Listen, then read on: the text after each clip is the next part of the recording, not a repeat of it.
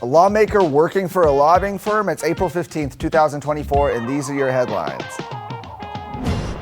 April 15th, it's tax day. Hope you filed your taxes. Always a fun time of year, right? But we've got an interesting report here from the Dallas Express. A new report says that State Representative Gary Van Dever worked for a lobbying firm. Now, this is according to a 2022 personal financial statement, first reported by the Dallas Express, as I said, reveals that Van Dever was employed by the Powell Law Group from 2020 till 2022. According to the firm's website, the group offers, quote, turnkey public policy and government affairs programs for school district leaders and businesses in the education space who want to influence local and state legislative and regulatory matters. Now, if you're not used to reading some of this language, let me tell you what this means in Austin speak. That means lobbying, okay? Government relations, influencing regulatory, legislative matters. In fact, their firm even says it. They use the word lobbying. Despite the fact that Representative Gary Van Dever said that this isn't a lobby firm, the group's own website says their government relations services include lobbying. And records reveal that the firm has lobby clients including the Texas Association of Rural Schools, Association of Texas Professional Educators, and the Texas Rural Broadband Commission. In a statement to the Dallas Express, Representative Van Dever maintained his involvement did not involve lobbying for the group's clients. Instead, he says he was a consultant. He said, I provided mentorship and training to school superintendents and school boards to help them do their jobs better. As a retired teacher, principal, and school superintendent in rural districts, I feel it is important to pass along the knowledge I've acquired in my career to help those in the same position serve their communities and the students and parents who rely upon them. Well, additionally, school choice advocates have noted that Van Dever, well, he was among the small group of Republicans that voted with Democrats to kill an education savings account proposal in the Texas House last year. Several of those Powell Group's clients, well, they've opposed school choice. Van Dever is currently facing a primary runoff election on May 28th against Chris Spencer. An Afghan national on the terror watch list is reportedly back in federal custody after he was released on bond by a judge in San Antonio.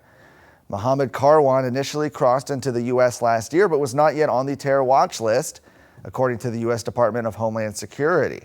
Karwan was released into the U.S. as part of the U.S. Immigration and Customs Enforcement Alternatives to Detention program. When it later became clear that Karwan was a member of the terrorist organization Hezb-e-Islami, he was added to the watch list and ICE was notified. ICE went and arrested Karwan in February, but when DHS prosecutors went before this San Antonio judge, they did not inform him that Karwan was on the terror watch list, and he was released on bond. Outcry followed the news that a terror watch list suspect had been released into the country, of course.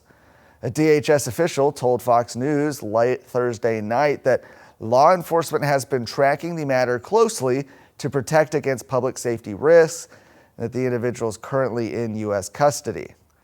Well, meanwhile, Senate Bill 4, our own Texas state law passed last year, making it a state crime for individuals to enter the country illegally, is currently on hold as it awaits further review by the United States Fifth Circuit Court of Appeals. They've been called the most powerful political entity in Texas.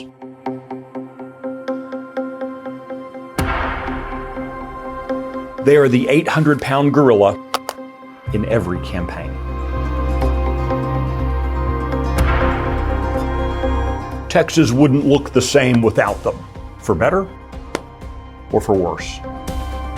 So I'm traveling the state to find out who they are, why they started, and what they're now doing to Texas.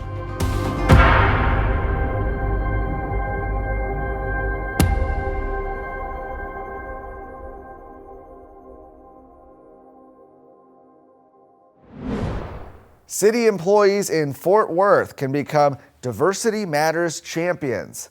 How do you like the sound of that? As part of the local government's cultural awareness program. It's according to a flyer from the city's Diversity and Inclusion Department showing that 6 different events employees can attend, including LGBT Pride Month, Juneteenth, and Hispanic Heritage Month. On the other side of that flyer, employees are informed that by attending 5 of the 6 events in person or online, they will qualify as Diversity Matters champions. An employee attending in person will have to sign in to receive credit. Those attending online must send a comment about something you learned or liked from the program. The cultural awareness programs are organized by the Diversity and Inclusion Employee Committee, which was created by the city manager's office. The committee is comprised of one employee from each city department selected by the department's director. The committee's task is to promote understanding and appreciation for diversity and inclusiveness by presenting city employees with cultural awareness programs and professional learning opportunities. Well, Tarrant County Republican Party Chairman Beau French has called on the city to disavow these sorts of programs. He said, "We keep finding out that our beloved Red County is promoting radical Marxism. Diversity and inclusion programs do the opposite of what they claim. They only seek to divide us and promote racism against white people and Christians." The DEI philosophy has been widely repudiated as universities and businesses have created DEI departments and councils that have promoted divisive racial policies. Now we've got cities like Fort Worth in on it as well.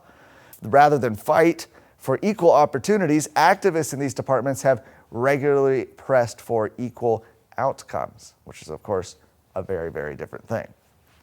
Representatives from the city's media relations and DEI departments did not respond to Texas Scorecard's requests for comment. For more of today's stories, go to texasscorecard.com.